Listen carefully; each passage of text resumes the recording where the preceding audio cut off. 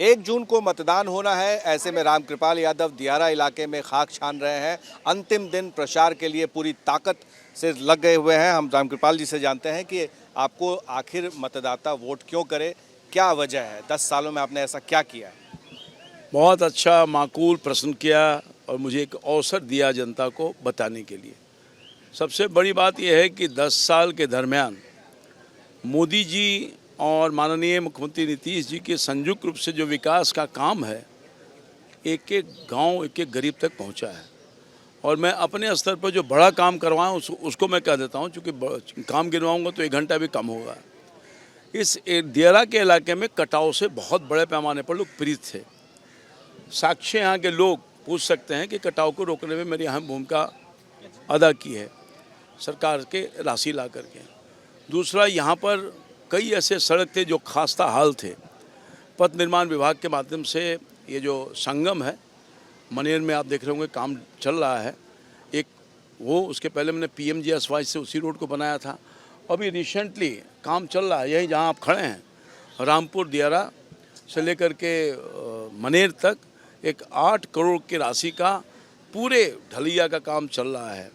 उसके अलावा इसी इलाके में ESI का जो श्रम विभाग द्वारा संचालित डिपार्टमेंट है, जिसमें 350 बेडेड हॉस्पिटल का निर्माण मेडिकल कॉलेज सहित मैंने करवाया है। PM ने उसका उद्घाटन किया था।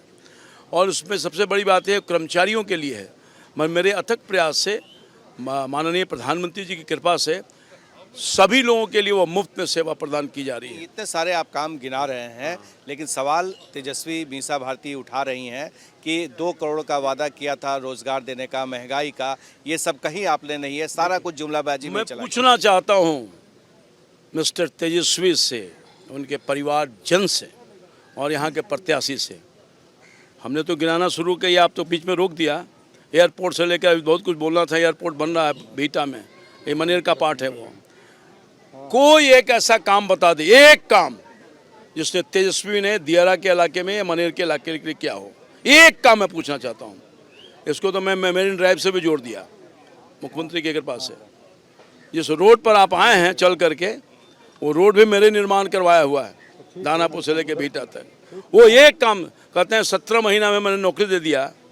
अब एक काम, वो 5 डिपार्टमेंट था महत्वपूर्ण उनके पास, रोड विभाग, ग्रामीण विकास विभाग, वो नगर विकास विभाग, हेल्थ डिपार्टमेंट। एक काम बता दे, या यहाँ के जो प्रत्याशी उसने एक काम किया हो तो बता दीजिए, मैं कायल हो जाऊंगा।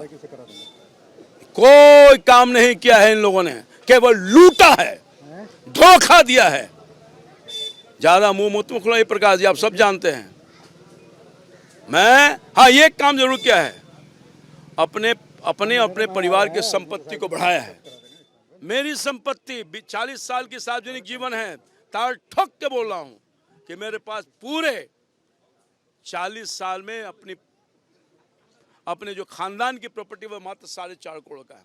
उनकी प्रॉपर्टी देखिए, दिल्ली में, मुंबई में, पटना में, बिग्घा का बिग्घा खेत, बड़ा बड़ा भवन, फार्म हाउस, न जाने क्या क्या है। ये कहां से आया भाई?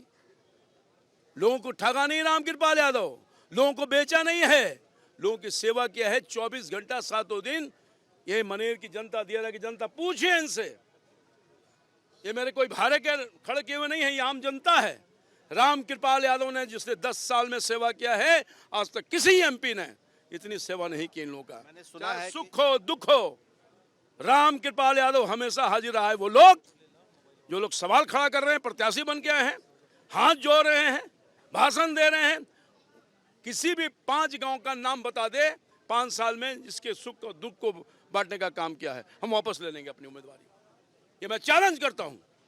जनता तय करेगी कि महलों में रहने वाले राजा रानी को चुनिएगा कि फकीर का बेटा रामकृपाल यादव, जो फकीर था, फकीर है और फकीर रहेगा। एक सवाल ये उठता है कि बार बार मीसा भारती, जबकि वो राज्यसभा में सांसद है, फिर भी यहाँ से वो प्रत्याशी बनाई जाती है, इसके पीछे आप क्या कारण? पिताजी की पार्टी है, माताजी की पार्टी है, भैया जी की पार्टी है, परिवार की पार्टी है।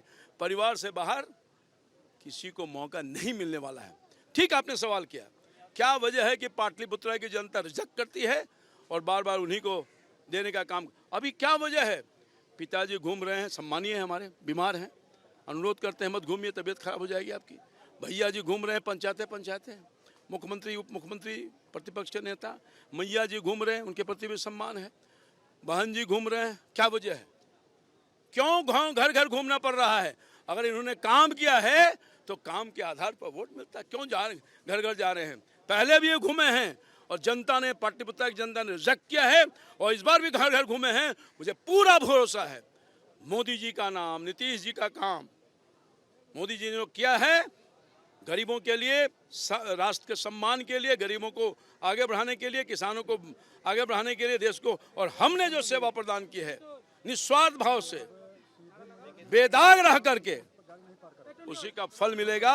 भाई को चुनेगा, बेटा को चुनेगा, सेवक को चुनेगा, शासक को नहीं चुनेगा। लेकिन सवाल ये उठता है कि रामकृपाल जी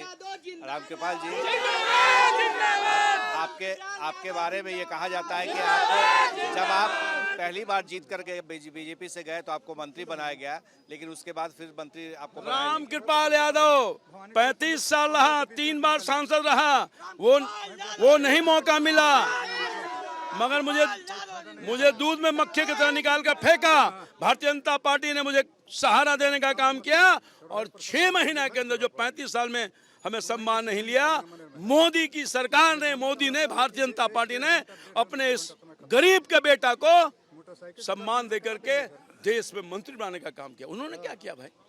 अपने कार्यकर्ताओं को पीट रहे हैं, हमारे जैसे लोगों को बेइज्जत कर रहे हैं, यही तो काम है। बहुत ज्यादा मत बुलवाइए प्रकाश जी, बात अगर बोलूंगा तो दूर तक जाएगी, पर्दे में रहने दो, पर्दा मत उठाओ। इसलिए ये जनता का प्यार, अपार प्यार, समर्थन अपने सेवक रामकृपाल को मिला है और इस चुनाव में भी 1 तारीख को कमर पर बटन दबा करके मोदी को जो हाँ ताकत देगा, अपने इस बेटा को, नेता को नहीं, बेटा को सेवा का पुनः अवसर देगा। मीसा भारती के खिलाफ में ताल ठोक रहे रामकृपाल हैट्रिक लगाने की तैयारी में है। क्या ऐसा हो पाएगा? इस पर हम सब की नजर है। 1 जून को मतदान है और 4 जून को ये रिजल्ट आएगा। देखते रहिए एबीपी न्यूज़।